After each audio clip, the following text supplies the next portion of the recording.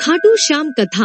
कहते हैं श्री खाटू श्याम जी की पूजा से गरीब भी धनवान बन जाता है। ऐसा माना जाता है कि जो भी खाटू श्याम के मंदिर में जाता है वहाँ उसकी सभी मुरादें पूरी होती है। इसलिए इन्हें हारे का सहारा भी कहा जाता है। श्री कृष्ण के कलयुगी अवतार बाबा खाटू श्याम की महिमा निराली है।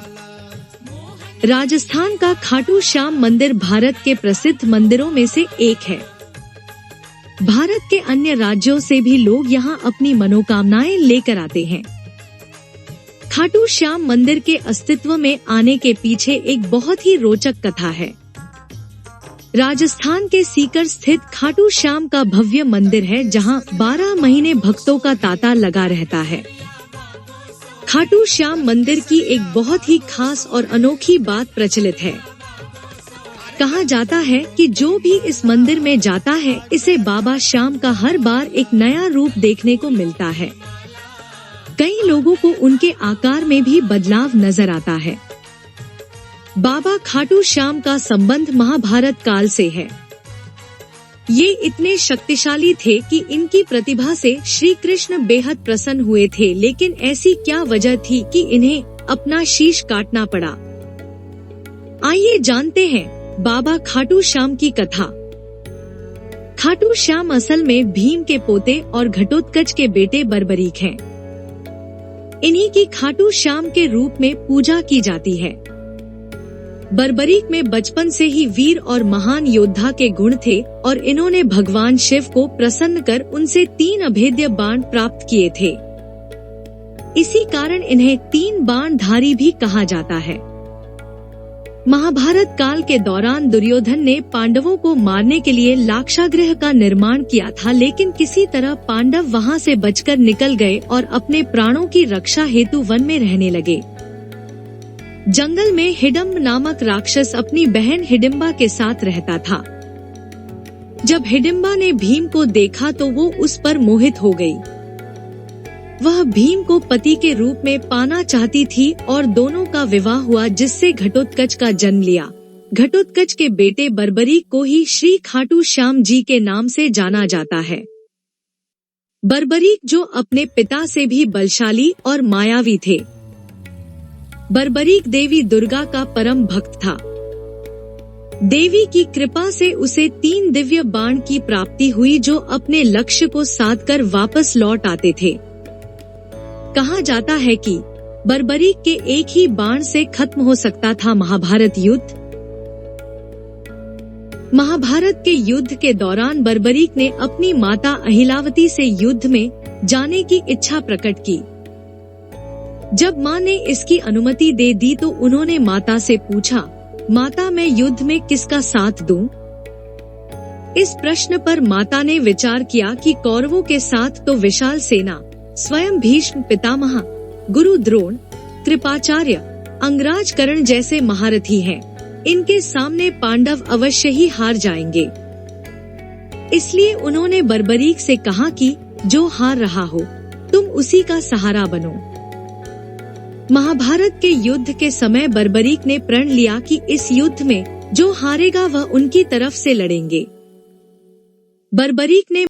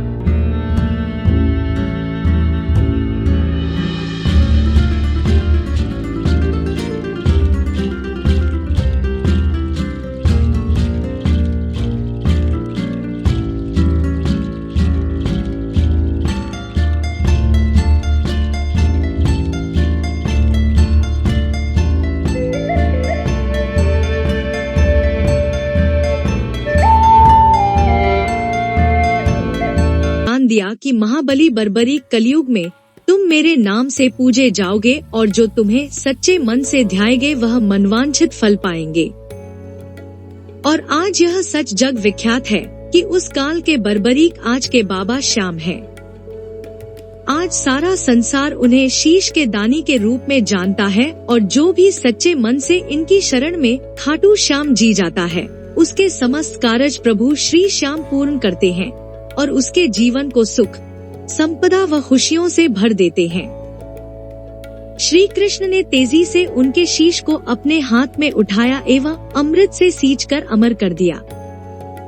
उन्होंने श्री कृष्ण से संपूर्ण युद्ध देखने की इच्छा प्रकट की, इसलिए भगवान ने उनके शीश को युद्ध भूमि के समीप ही सबसे ऊंची पहाड़ी पर सुशोभित कर दिया, जहां से बर्बरीक पूरा युद्ध देख सकते थे।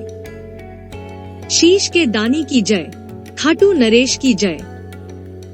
पुरानी कथाओं के अनुसार माना जाता है कि बाबा खाटू श्याम का शीश राजस्थान के सीकर में पाया गया था।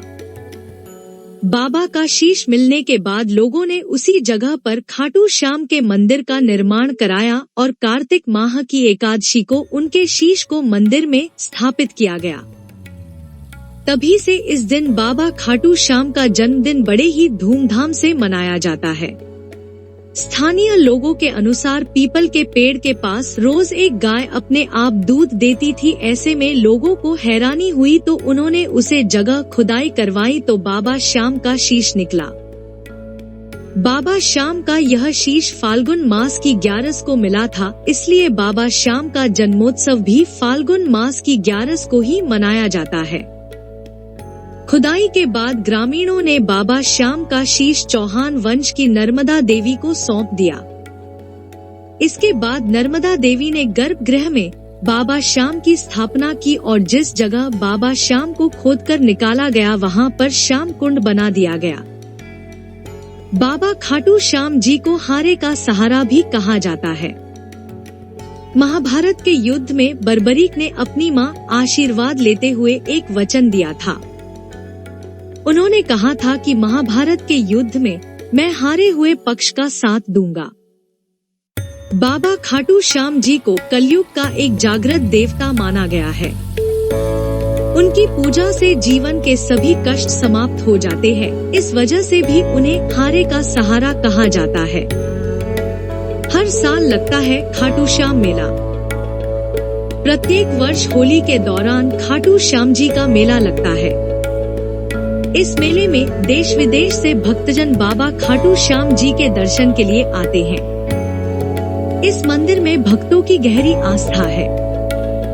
बाबा श्याम, हारे का सहारा, लखदातार, खाटू श्याम जी, मोरविनंदन, खाटू का नरेश और शीश का दानी, इन सभी नामों से खाटू श्याम को उनके भक्त पुकारते हैं। खाटू श्याम जी मेले का आकर्षण यहाँ होने वाली मानव सेवा भी है। बड़े से बड़े घराने के लोग आम आदमी की तरह यहाँ आकर श्रद्धालुओं की सेवा करते हैं। कहा जाता है ऐसा करने से पुण्य की प्राप्ति होती है।